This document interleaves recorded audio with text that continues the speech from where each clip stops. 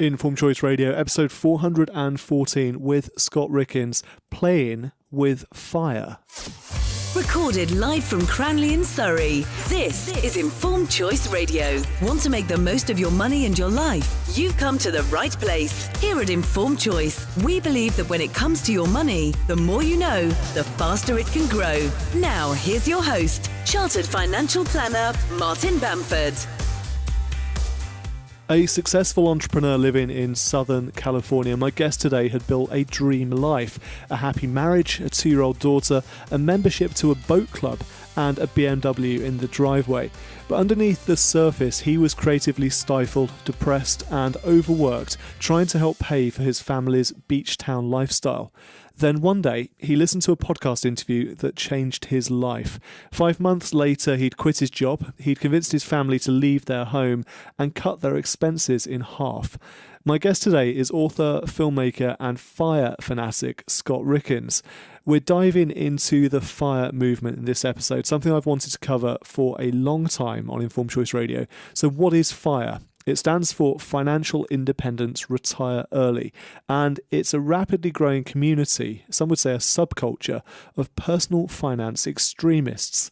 In essence, FIRE means tracking your spending and making adjustments to achieve and maintain a standard annualised spend, usually 50% or better. So yes, Scott and other advocates of the FIRE movement are successfully saving half or more of their take-home pay each and every month as part of their journey towards financial independence and early retirement. By following the FIRE principles, you can save up enough for a 4 to 6 month emergency fund, and once that's funded, put the leftovers in tax-advantaged accounts to invest in simple index tracker funds. Anything left over once those accounts are maxed out are also put into investments. Most people try and stay as passive as possible with their investments so they can spend more time doing what brings them the most happiness. So financial independence, retire early, FIRE. I promise you're going to enjoy this one. Here's my conversation with Scott Rieckens, author of Playing with Fire, in episode 414 of Informed Choice Radio. Perhaps, Scott, to start with, you could just tell us a bit about who you are and what you do, a bit about your background. Sure. Yeah. My name is Scott Rieckens, and I am a video producer by trade.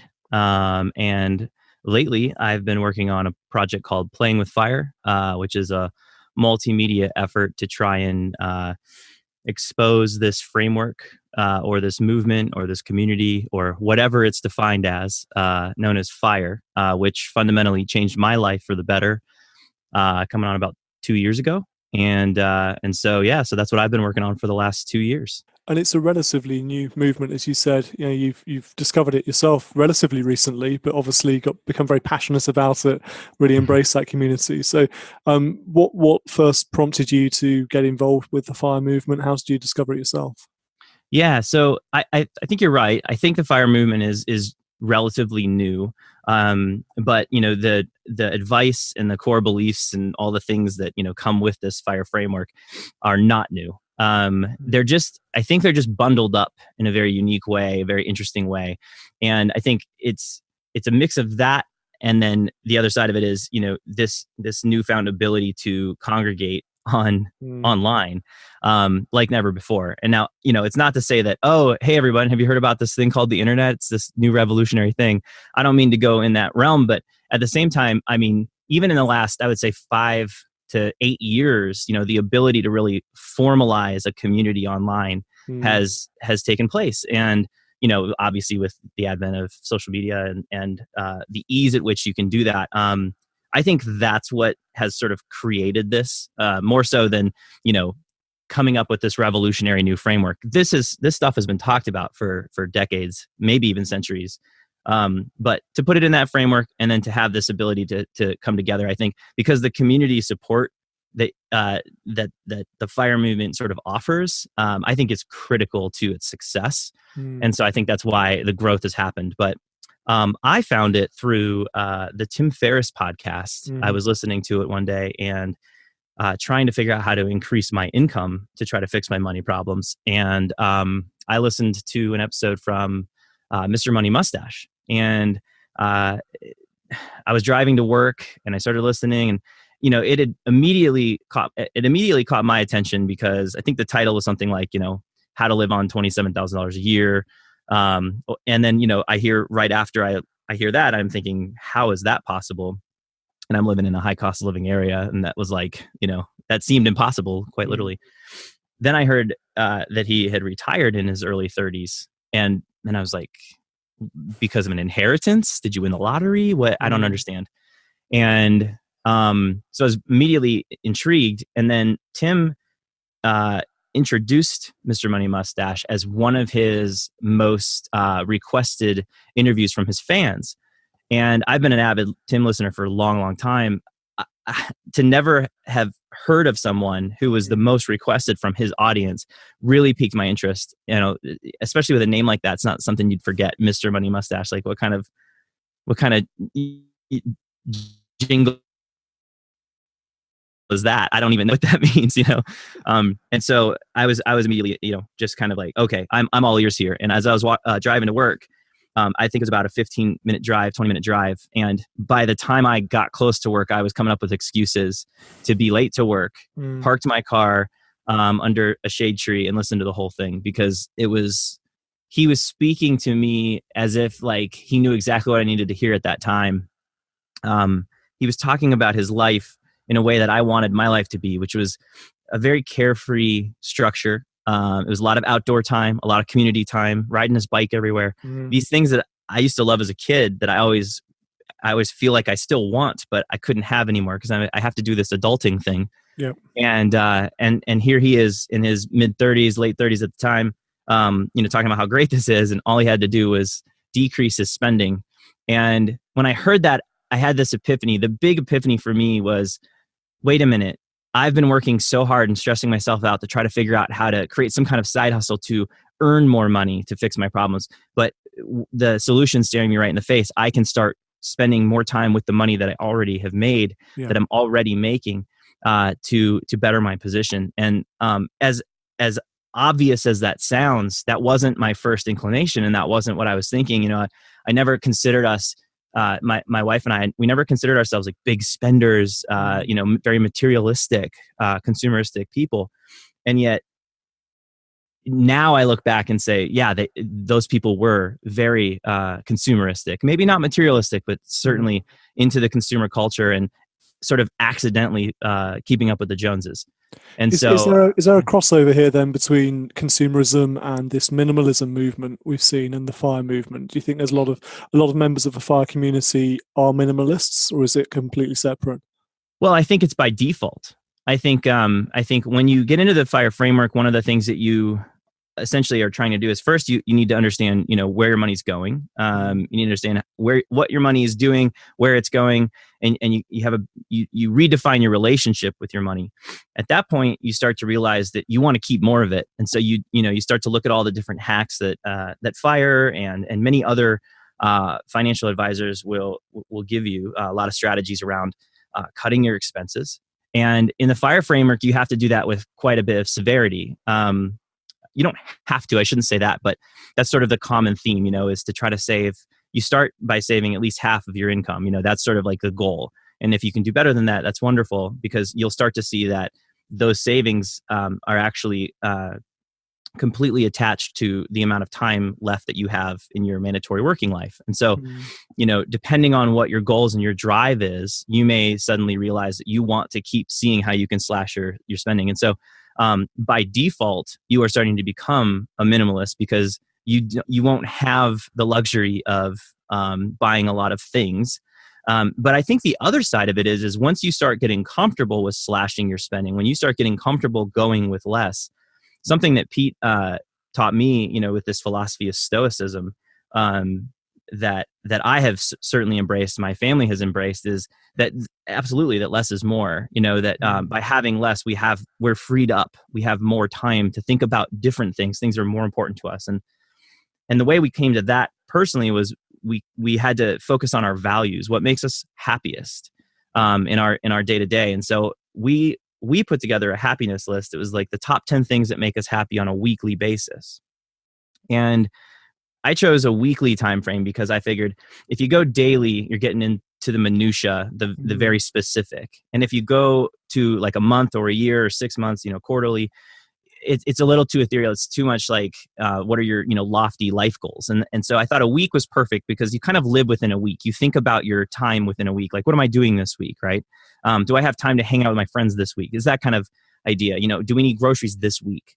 And so to me, it's like your day to day is sort of in the week. And so what brings you happiness during that week? And we sat down and realized that one, our values are very similar, which is wonderful, and probably why we're married. Yep. Why we may stay married, that'd be great. And also, we realized that a lot of it came down to time spent with family and friends. It's about community in one way or another. And when we realized that, we also realized that, we don't necessarily need to spend money to spend that time with friends and family. And if we do, we should start looking at how we can redesign that, change our own habits or work with our friends even to suggest new habits in the way that we spend time together. And so, with all of that said, once you start aligning those values, you start realizing that money's really not as big of a factor as you would think in your potential happiness, or at least that's how it was for us. If your happiness list is literally a list of BMWs and Starbucks lattes and things like that, like maybe fire is not for you.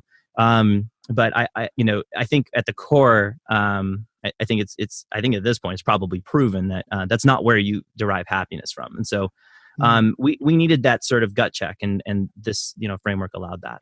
Interesting you talk about time there as a driver of happiness. I think when you look at the FIRE movement from the outside, you assume that it involves working your butt off for a few years, really hard, really intensively, and then enjoying an early retirement. But I think what you're describing there is something different. It's actually making the most of life today by cutting back. Is that fair?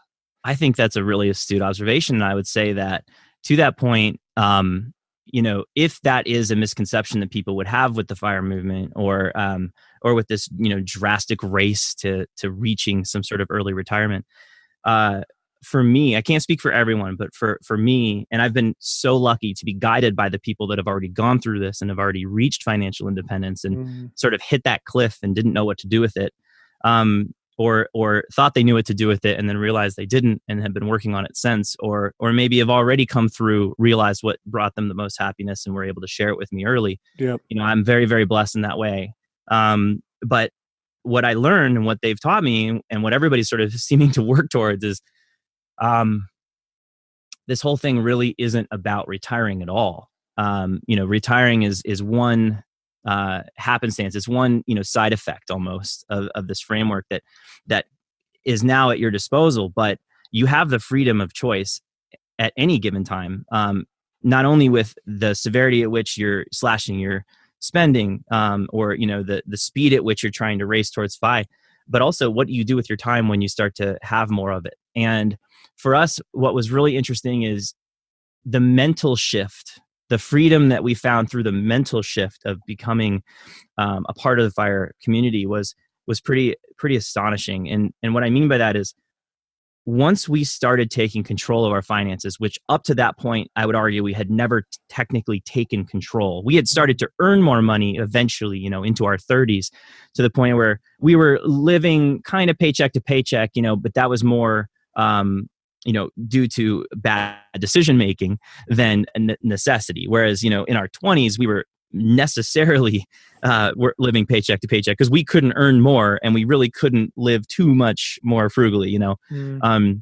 We had, student loan debts, we had car, payments, we had all these things, and we had no financial literacy, we had no acumen, we didn't know what to do, and so that's where we were. But once we started getting in our 30s, we started to recognize that there were no excuses anymore. We had to figure it out. It was just how to figure it out, and that was a couple of years of, I bought Total Money Makeover by Dave Ramsey. I tried to figure out, I went on Mint and tried to budget, and we attempted these things, but they didn't really stick. And I look back now and I realize it's because we didn't have goals in mind. It was just this nebulous, we need to do better. And with FIRE, it was all of a sudden this goal. The goal is you can achieve financial independence in a time frame that doesn't feel like it's forever away. Yeah. And so when you equate these time things, what I was getting at was the freedom, the immense amount of freedom that we found immediately by becoming more financially astute, by understanding how our money works for us, and where we're heading. Suddenly, you start to look at your decision making differently. We had the ability to pick up our lives and move to a different city. You know, we're very fortunate that we had the option to do that, but it didn't come easy. But once we had taken control of our finances and realized what was most important to us, it made it a lot easier to make that transition. And then that by default actually made it super simple to slash our spending by moving to a lower cost of living area. You don't have to do that to achieve financial independence. But for us, that was more important than staying where we were. But that freedom was an immense mental shift to now be able to look at your decisions differently. And I've heard some stats that that sort of allude to this, where just being on this path alone frees up a lot of people. They oftentimes find the fire movement because they're miserable at their jobs, and they're trying to, like, you know, they'll Google like how to retire early because they just want to get out, right? Get out of the rat race, out of the hamster wheel. And what I've found is that once they sort of take control of their finances again, they tend to actually like their work again because they don't feel trapped anymore, right? It's almost like the cage has been lifted, but you end up staying in the room.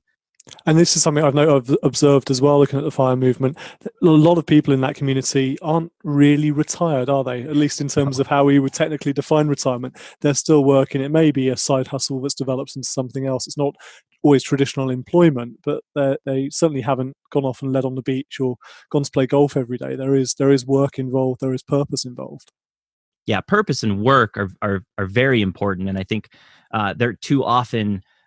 at least work is too often correlated so strongly with the word retire, because we have this sort of preconceived definition, specific definition of what retire is, which is what everybody has been doing for the last century or so, which is, work until you're in your 60s or later, and then eventually retire with about a 10 or 15 year window to go play some golf until your back goes out, and then, read some books until you're at the, retirement home, and then you're dead. And in this case, I think, it's redefining the entire, our entire existence. It's redefining society and how you live in it. In my mind, it's a huge shift. And I would say, one, work is really important. I think finding purpose is really important. And a lot of times you can find purpose in work. That's how we are wired as humans, I believe. And so, I only know a handful of people in the fire movement. I've met a ton. I've met thousands of people face to face. I maybe have met 5, who are literally by definition retired, do not work, do not have side hustles, do not have income coming in some way. And even that's a stretch. If you dig deep enough, you'd probably find something they're working on. It's not in completely some way. It's a trend we're noticing with our clients who are in their 60s, early 70s in some cases. If they retire from work, within 12, 24 months, they're working again. So they experience what actual retirement feels like, and having no, again, it's I wouldn't want to say having no sense of purpose, because purpose is not entirely tied up with work, but it's closely connected, as you said. So I'm not surprised to hear that there's work and there's earning activity going on, which of course helps supplement the finances and makes it more secure. I was going to ask then, Scott, so I know FIRE relies on a few fairly big rules of thumb when it comes to money. Can you just talk us through some of those? Yeah, I mean, so the reliance is the 50% or better savings rates, which I think is the ultimate anomaly. What separates FIRE from a lot of these other, suggested paths to financial independence is, I think what's kind of cool about the FIRE movement is it's almost like a challenge, and I think about, we have a subtitle for the book that I wrote was, how far would you go for financial freedom? And I think, and that took a long time to get to, and it was very specific how we wanted that to read. And that'll be the same subtitle for the movie, with the idea being that, first of all, it's not a fixed path. You can decide, how far you want to take it, right? And that's what we did. My wife and I, we pushed it to the extreme on purpose to see how far we wanted to take it. And then we pulled back to a more comfortable level. which I would recommend to a lot of people. Push yourself, see how far you can get without totally blowing everything up. Because if you go that far, then coming back to stepping back from that could still be far greater than what you would have done if you hadn't pushed yourself, right? And so there's this sort of I want to push back a little bit against this any kind of stigma of hard and fast rules, but if there is a way that we define ourselves, I would say the 50% savings rate is drastically higher than what your traditional financial advisor will suggest. I think they'll suggest between 10 and 20% savings, and even that for a lot of people, I understand. You hear that and you say that's impossible. It's not something I can do. And that's where Firestarts really picks up. I think the other tenets that are involved are, don't say you can't. It's like, here are all the tactics, tips, and strategies in ways that you can. Whether or not those are going to work for you are up to you. But here are a plethora of examples of people who are living this life right now. They're sharing this information for free on the internet. You can go and see it for yourself. I can tell you that it's very real. I've been there. I've seen this happen in person. These people are living on 30 grand or less, and they are very happy. They aren't in complete control of their lives, and they wouldn't have it any other way. And I think that's the other special part about the FIRE movement is that there are, living case studies anywhere you look, being shared every day for free. And when you dive in and you start to have questions and you have fears and all these things that actually prevented me from figuring out finance in general and investing in general a long time ago, I now have all of the answers at my fingertips, and I can watch a debate happen if people don't have the answers, and then you can draw your own conclusions. You can decide for yourself. And so I think that's the other really special thing about the FIRE movement. It's a thriving and growing community of people who are genuinely interested in taking care of each other for the most part. And so, so I think, sorry, to answer your question, starting with saving half is really important. Yep. Understanding the 4% rule, understanding how this math works, and understanding that the Trinity study, it basically looks at the history of the stock market to make these predictions. And I would say, I would say that's about it. I would say it's just a matter of understanding that math and then understanding how to get there. And those are the tenets. And I'm sorry, I'm kind of giving you a nebulous answer, but I think it's kind of by design. It's what ends up working for you. Yeah, and going back to what you said earlier, it is a relatively simple to understand, easy to understand philosophy. This isn't about complicated mathematics or anything. These are simple rules of thumb. They apply to anyone. When I read in the press and go down and read the comments on features about people who have been part of the FIRE community, I know I shouldn't read the comments, but I always do. Okay. There seems to be a lot of sort of ire for people who are in this movement, a lot of criticism for them. So they've had help from their parents to get onto the property ladder, or they've earned $150,000 a year as a lawyer or something, and that's how they've done it. So why do you think that there's a sense of jealousy about people who are part of the FIRE movement? Yeah, I don't know if it's jealousy. I've been at the brunt of this ire that you speak of, and I have learned a long time ago to try not to read the comments. But at the same time, I do think there's some lessons to be learned in the comments, and so I will dabble in there from time to time to kind of see, more so to make sure that that we're not alienating people. Because I happen to be in a place where people want to talk to me and they want to hear from me, and accidentally sort of become a spokesman of sorts. And so I do feel a responsibility to try to get it right. And so I'll go in the comments from time to time and kind of see what's going on. And what I find is it's not so much jealousy as I think it's a fundamental difference in people's relationships with money. I think first, let's just discount all the internet trolls in general. I mean, you can just toss about 75% of those comments out the window. But there are probably 25% of those comments that are coming from a real place, that are real people that genuinely feel a negative hostility towards this framework. And I think oftentimes, I'd say almost 90% of the time, it's essentially just a misinformed opinion, which I think to some extent is what I'm looking for. Because it's like, well, how are you misinformed? How can I help, better inform you on what I'm talking about to make sure that I'm as crystal clear as I can be. But I think the other part of it is that, just like me, I had a completely messed up relationship with money because I never had a money mentor. I never had someone that said, here's how this works. And here's the least stressful way to invest your money. And, here's a framework that you can just sort of like, use as a baseline for your life. The baseline I got was don't get into credit card debt. That's a bad idea. And thank God for that, right? I mean, that alone, it was a wonderful gift that I did follow. Thank God I listened to that one piece of advice, But everybody's different. I mean, if you had told me about the FIRE framework when I was 18, 19 years old, I wouldn't have had that epiphany and, pulled over to the side of any road on the way to class or whatever, it wouldn't have happened. I wouldn't have cared. I think you have to, people have to come to this on their own. They have to find, it's as much about inspiration as aspiration. And I think, so I think, the bad comments, the negative comments, oftentimes they're just misinformed, misinformed opinions that are probably predicated on bad information or a poor relationship with money. And I think, I felt at one point like, the man was out to get us. Why are all these other people getting rich? Why can't we? We're working our butts off. I understand that. And I feel like most of the time that's where that comes from. And the cool thing about the FIRE movement in my mind is that this is the antidote. Like this is your fix.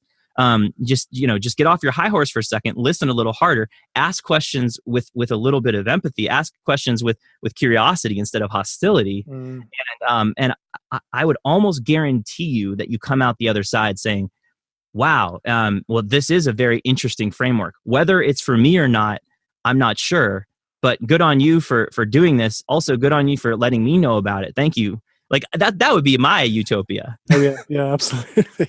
Let's finish then with some more positive note. If somebody's listening to this conversation, I hope they're inspired and they're interested to find out more. Obviously, they can get hold of your book. They can watch the documentary. We'll come on to talk about those in just a second. But where do you find the FIRE community? Is there a Facebook group you'd recommend? Is there a website resource you'd sort of suggest people go for? Yeah. That's a question I'm working on right now as best I can. I have a couple of answers. The first is there's no one place, unless you call it the internet. It thrives on the internet. I think there are physical meetups happening. There's a series called Campfy that I would highly recommend you check out if you're more of I want to get to know people, I want to be in their face, I want to see them, I want to meet them, I want to and I highly recommend that happening, especially if you're early on, because you're going to have a lot of people who are actually alumni of this, who are sort of well-versed folk who can walk you through this, who can help, and they just like getting together with like-minded people and not only learning but also teaching. And so if you're getting into this, highly recommend trying to find some face-to-face, meetups. And that's happening all over the world. Campfy is happening in the US. There's a Chautauqua series that happens in the UK, and then often in another sort of exotic location of sorts, maybe like Greece or Portugal this year, Ecuador in the past. And so you can kind of find it all over the world if you're willing to travel. And then there's, sort of like the online groups where there's a popular podcast called ChooseFi with Jonathan and Brad. They're wonderful human beings. They're really passionate about this thing. And they bring on so many other people from the community to discuss the tactics and strategies and all these things. But they've got a thriving Facebook group that can be accessed, from what I understand, just about anywhere, as long as you can access Facebook. And they also have broken out to local groups. And so that's a really great place to start, I'd say. There's a lot of other people doing great work. Paula Pan at Afford Anything, she's got a thriving community. There's all these places. And so, on our website, we try to list as many of those as we can. I would say Rockstar Finance, there's a directory, Rockstar directory, that lists all, thousands of blogs that you can find that are talking about this stuff. So there are some attempts to sort of codify where this stuff is and where it's happening. Mm. FinCon's another great physical place to show up. It's a great financial conference that the fire movement has sort of commandeered to some extent. I don't think it was built for the fire movement, but it's become a de facto meeting place. And so it's a long, complicated answer, unfortunately. But at the end of the day, you can find all of the stuff on the internet, and I highly recommend you try to show up to a physical meetup of some sort in your area. And then before I let you go, Scott, the book, the documentary, how do we find out more? Yeah. So the book is available on Amazon and Barnes & Noble and a bunch of airport stores like the Hudson Books in the U.S. here. And the book was great because it gave us the ability to sort of dive in a little bit deeper into our story, into the math, into the people that make up the fire community. And it gave us some time to really think through how we want to present this. And our attempt with the book was to say, here's our story. Our story may not be your story, but if you can find some inspiration from it, then we'll have done our jobs. And in the meantime, here's the simple framework. Here's how to implement it into your life. And here's why you would want to do that. And I think we've done a pretty good job of that. From the feedback that we've gotten on the book, I think that's essentially how it's being taken. So I would say, I'm not much of a salesman myself. That's not my part. I'm more of the creative type, but I like to build the thing. But I would say at this point, we've gotten enough feedback to say that we did our job. And so I would recommend the book. And the movie as well. And the movie's a little different. We only have 90 minutes to tell that story. So we're telling an inspirational and visual story of what the fire movement's about. It's very similar in its context. It's trying to inspire people to understand why you would want to do this and then learning a little bit about how. But it is a more intimate look at the people that make up the fire framework and what it would be like to, sort of do it yourself. And and we just picture locked on it a week ago. It's now heading out to sound and color mix. And that's taken a little longer than we had hoped, but we're doing our best to do it as fast as possible. So it will be coming out in the next couple of months. Still can't give a date yet, but we're kind of aiming for May in theaters with a few rollouts prior for some private screenings and things like that. But our plan eventually is, one, bring it to theaters, let people bring it to their community if they so choose. There's this great company called Tug that's going to allow us to bring the movie to theaters on demand. So sort of a crowdsourced way to bring it around the country. People can sign up on Tug as admins and then help us promote the film and get people to buy tickets, which meets a certain threshold so that the theater will open it up. It's sort of the grassroots way to bring a movie to theaters if you're not Warner Brothers or one of the big studios. So we hope that happens and happens smooth. We'll be trying to go around and be a part of that. We'll call those screenings, where we show up, we do Q&As, we explain the film a little better, we give it some context, maybe have some cast members there and make it a party. So that'll be through our summer, most likely. And then eventually we'll try to bring it to iTunes, Vimeo, places where people can buy it. And then, we're hoping to land a streaming deal so we can get it on, Netflix, Amazon, things like that, and people can watch it even easier as we get down the road. So that's our plan. Fantastic. We'll make sure we put links in the show notes to the book and the movie and some of the resources you mentioned, including that podcast with Tim Ferriss, which I heard when it came out, and have to say I was inspired by as well. So great one to listen to.